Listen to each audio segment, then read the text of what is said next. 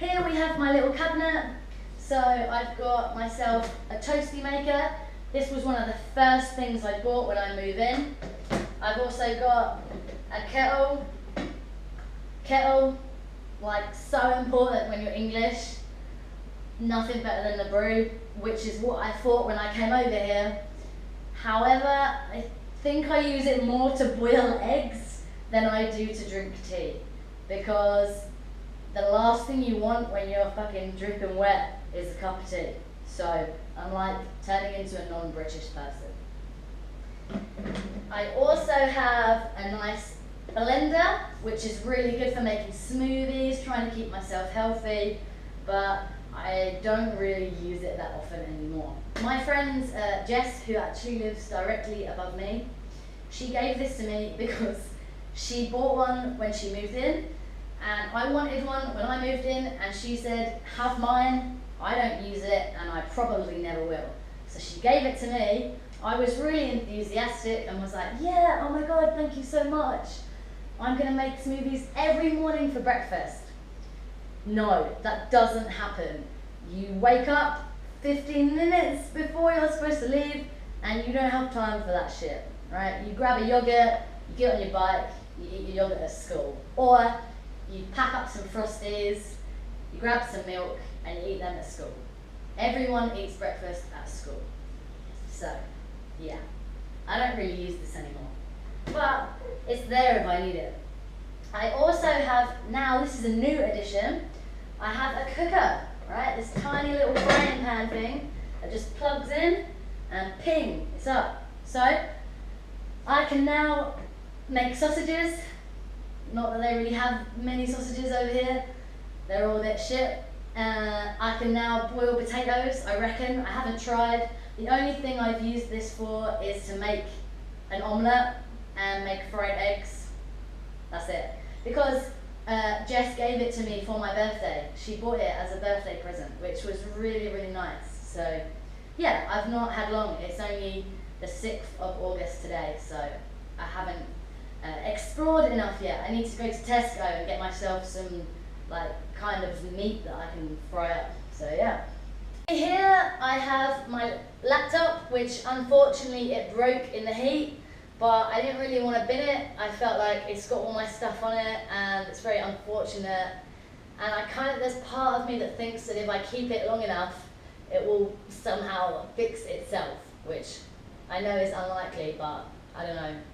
Maybe if I take it all the way home to England, where it's freezing cold, it will like suddenly start working again. But I don't know, it broke because of the humidity and the heat and blah, blah. So yeah, that stays here. I also have a Wacom, which is, I've wanted one of these for so long. It's a tablet where you draw. So the tablet is basically your sketchbook. You use this kind of fake pen to do your drawings, and it zaps it onto your laptop or computer screen straight away. So there's no scanning involved. The lines are a lot smoother of your design, and it's just fantastic. So these are the kind of designs that you can do. Luckily, my friend Jess as well, she's like my saviour. She had a spare laptop that also broke when she came out here, but it hasn't broken fully. Mine just will not turn on. Hers turns on, but the fan is broken, it can't cope with the heat, so it shuts down sometimes just randomly. But I can still use it to do some designs if I need to. I just haven't yet because I worry that it might just break down and I'll lose all my work. So I'm gonna do that soon. I'm gonna test it out, and I've bought myself a memory stick and I've bought myself an SD card. So I'm just gonna save it to that instead. But I have yet to test this beauty out. Wow. Yeah, by the way, that cost me like 3,300 baht, which is 66 pounds. That's incredible. In England, that would have cost me like 400 pounds or, I don't know, something ridiculous. So yeah.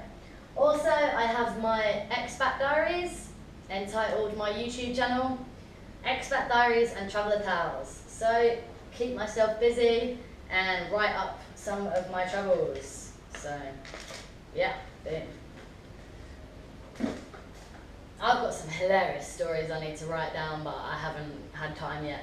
Sometimes it's hard to find time because you're working so much, and then you want to relax, or you want to socialise, or you want to just mong out and eat, drink and watch films. So you don't end up doing the things that you actually want to do. Like, I love writing, but I also need to relax, I also need to shower, I also need to clean my room, I also need to eat, so then I've got to make dinner. I also need to, you know, keep in touch with friends, so then I want to Skype, I want to chat online, I want to talk to mum, you know, I've got to email people, I've got things to sort out, I've got to change my bedding, I've got to, everything that everyone has to do in any lifestyle. Because sometimes people think that just because I'm in Thailand, my life is like 20, you know, times better than theirs, and I don't do anything shit. Well, imagine my life being like The Office. The Office takes shit things and makes them funny. I have taken shit things and tried to make them better and given myself an experience while I do it. I would have had to get a job in England anyway. I was running out of, or running down in money, and I wasn't getting anywhere fast with my business, which I was putting so much effort into, and it was just kind of like demotivating me. So I applied for this job and I got it. You know, I've taken that leap to another country, but at the end of the day, a lot of people don't seem to realise I'm still doing what they're doing. It's still my first full-time job. You know, if anything, it's harder because I don't have my family, I don't have my friends. I'm constantly putting myself out of my comfort zone every single day. I have to teach kids that don't even speak the same language as me. You know how hard that is to control behaviour when they don't speak the same language? You say, sit down. Like, you know, you have to teach them, okay, sit down. So you have to use a lot of gestures in your classroom, like sit down, obviously, then they know, sit down, okay, stand up, okay, listen, yeah? Okay, you go like this, okay, listen, concentrate, watch me, okay, basically I can see that you're not concentrating, yeah, okay? Put your phone away, yeah, put your phone away, okay? Listen, look at the board, yeah? You're constantly like trying to come up with ways to communicate other than by language, and eventually they get better and they start to understand, you know, sit down, you know, sit down, they understand it. Stand up, they understand it. Thank you, they understand it. Teaching them that they're late, you know, they walk into your lesson 20 minutes late all the fucking time. You disrupted my lesson, okay? You're late. Late, okay? You're late. Okay, teacher, okay. Yeah, you're late. So you need to repeat, I'm sorry, I'm late. I'm sorry, I'm late. Okay, thank you. Sit down. Yeah? Sit down. Come in. Sit down. All these kind of hand gestures. And I mean, it was so draining when I first started teaching, like so draining. And part of me was like, what the fuck are you doing? You know, why didn't you just get a normal job in England where you have your mum and dad right there, your brothers right there, and your best friends right there? And you can go and rant and drink with your friends on that out, like, oh my god, I had the worst day today. Wait, tequila, you know? I don't have that. I have had to make new friendship groups, you know? Like Jess, she's fucking lovely, I get on with her really well, but there's, you know, other people that maybe not so much because you're all put in the same position, but you don't necessarily get along with those people. They're not necessarily people that you would want to be around if you were in England. Maybe, you know, in England you would kind of like not want to be around them. They wouldn't be your friends in England. So then when you're in a tight space with them over here, that can get a bit, you know, crazy and a bit frustrating that you can't do the same as what you would do in England. You can't just be like, do you know what, I really can't stand that person, so I'm just not going to spend time with them. You have to, you know, you have to come up with other ways, because at the end of the day, you're all a small group of foreigners. in a random fucking crazy planet. Like, it's not just a different country. Thailand is a different planet. It is so different. It is crazy over here. So yeah, my point is that I'm absolutely loving it over here. There's so many great things, but the thing that annoys me is exactly what I've just been saying. People think, you know, you're on a beach, laying on a palm tree every day.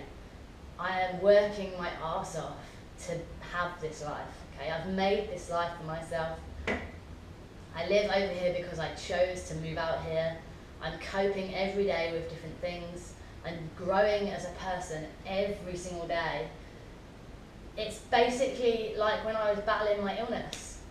Like, pretty, you know, it's not as bad, but it's very similar in, you know, thought process wise.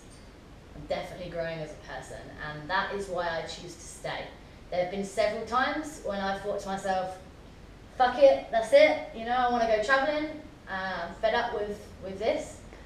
But then I think, no, this is really helping me change some of the negative qualities that I have, and not necessarily take them away, or, you know, take my good qualities and push them down. Just change them a bit and make me think differently, make me realise a different culture, make me realise that people don't think like me. I think differently than everyone, and it's the same for everyone. No one thinks the same. And as frustrating and annoying as that can be, especially when you're in a different culture and they're not used to A, thinking outside the box, B, fucking thinking at all, then it's completely different, because their whole society is different. They have a hierarchy system of who's at the bottom, and you know your place. Someone's a bit above, they know their place. Someone's a bit above, they know their place. And the top guy, he fucking knows his place, okay? And no one's gonna stand up to him. No one's gonna say anything. And the idea, if it comes from someone that's at the bottom, no, it's not an idea, yeah? They don't want your ideas. They don't want your opinions. The top guy knows everything. The top guy has an opinion, and what says goes. Okay? Even if he's wrong, you all bow down to his opinion, because his opinion is right. But if you have constructive criticism, you cannot go to the top person and say, this is wrong, I think you should do this. No way. No way can you do that. So you have to tell the person that's only a little bit above you. They have to tell the person that's a little bit above them. They have to tell the person that's a little bit above them, and then they have to go to the top guy. If he likes your opinion, he will announce it to everyone, but it will not anymore be your opinion. It will be his opinion. He came up with that opinion or that idea. You had nothing to do with that idea. It was his idea, because the top guy has the idea, or the top woman has the idea. So it's kind of like, that sums up maybe just the 1% of, you know, the culture over here. But there's a lot of other things that you have to deal with, and that's why I continuously say to people, I have moved to a different planet. I have not just moved to a different country. But with all due respect to their culture, it is completely different to ours. I knew that when I came. I am dealing with it. I have to deal with it, or I may as well just leave. And I've chosen to deal with it. I've chosen to think, you know what, that's really fucking annoying. But I'm enjoying my experience here. I'm learning as I go. And things that I have over here, that's the bad thing about England, I wouldn't be able to have in England. I have my own flat here. Like, this is amazing. I have my own motorbike, which I bought outright. I own that motorbike, yeah?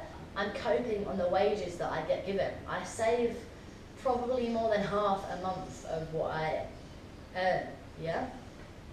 Rent costs me no more than 6,000 baht a month, which is £120 a month. You know, even less than that now, that the exchange rate is just going up and up and up. So it's like something like 53 baht to a pound now.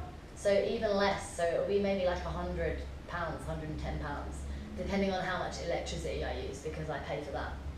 But rent actually only costs me £84, so it's crazy.